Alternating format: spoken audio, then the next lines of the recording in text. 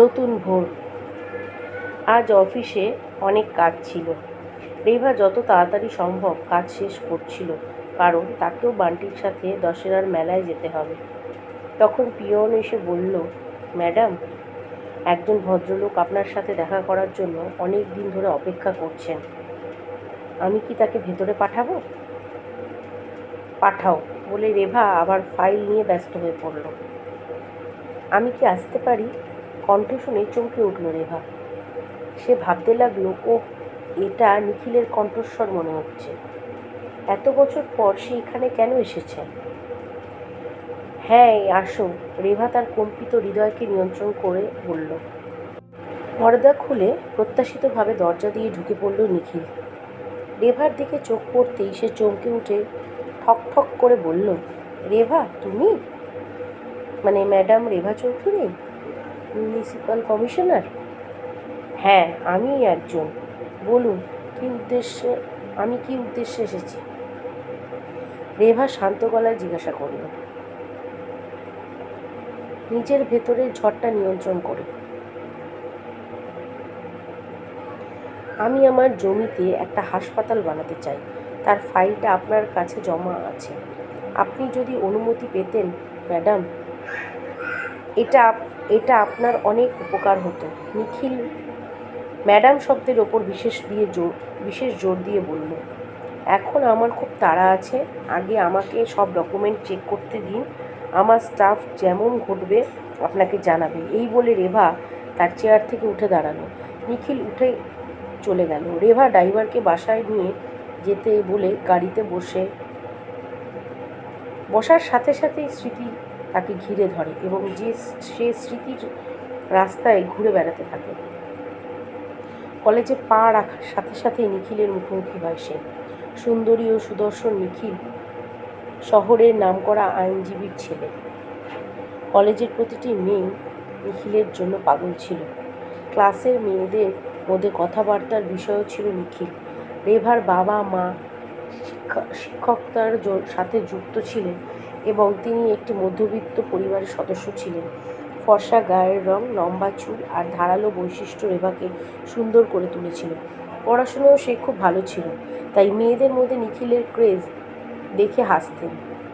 নিখিলের মতো উচ্চস্বরে ছেলেদের মোটেও পছন্দ করতেন না। কলেজ শুরু হওয়ার প্রায় 5 মাস কেটে গেছে। একদিন কলেজের সব ছাত্রছাত্রীরা শহর থেকে একটু দূরে অবস্থিত একটি জলপ্রপাতে পিকনিক করতে গেল। সেখানে বন্ধুদের অনুরোধে অনেক গান আবৃত্তি করেন নিখিল। গানটা গাইতে গাইতে নিখিল বারবার ওর দিকে তাকিয়ে আছে বলে মনে হলো রেভার। কেন জানি না, রেভাও নিখিলকে দেখে পছন্দ করল। ধীরে ধীরে রেভা নিখিলের প্রতি আকৃষ্ট হতে লাগলো।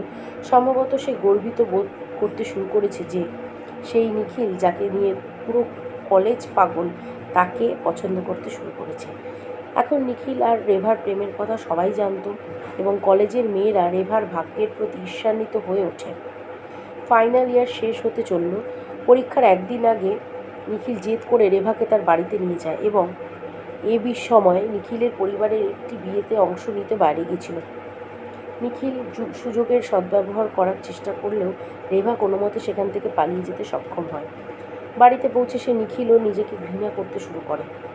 রেভা ভাবতে লাগলো, আজ একটা বিপর্যয় ঘটত। এটা আমার দোষ। আমি নিখিলের কথা আর ভালোবাসার মিথ্যে খেলায় পড়ে গিয়েছিলাম। কি ভেবেছিলাম আর কি হলো। ফাইনাল পরীক্ষা দেওয়ার পর রেভা অন্য শহরে গিয়ে সিভিল সার্ভিস পরীক্ষার জন্য মন প্রাণ দিয়ে প্রস্তুতি নিতে শুরু করে।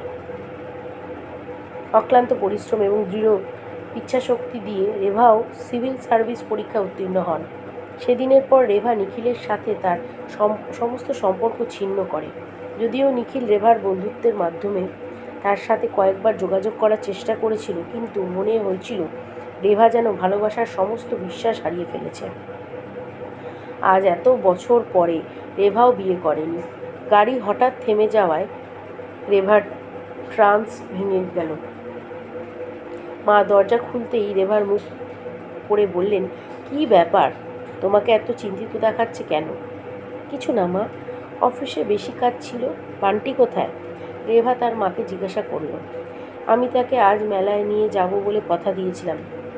বান্টি অনেকক্ষণ ধরে সাজিয়ে বসে আছে, তোমার তোমার জন্য অপেক্ষা করছে। আর কিছু না হলে 10বার জিজ্ঞাসা করেছে মামা কখন আসবে। তুমি বিয়ে করবে না? ঠিক আছে, আপনি বান্টিকে অতিমখানা থেকে দত্তক নিয়েছ, কিন্তু তারও তার বাবার ভালোবাসার দরকার। এবং তুমি কি তোমার নিজের সন্তানও চাও না? তাহলে লোকে কি বলবে যে তুমি কুমারী হয়েও সন্তানের মা হয়েছ? মা বরাবরের মতোই রেভাকে বোঝানোর চেষ্টা করলেন।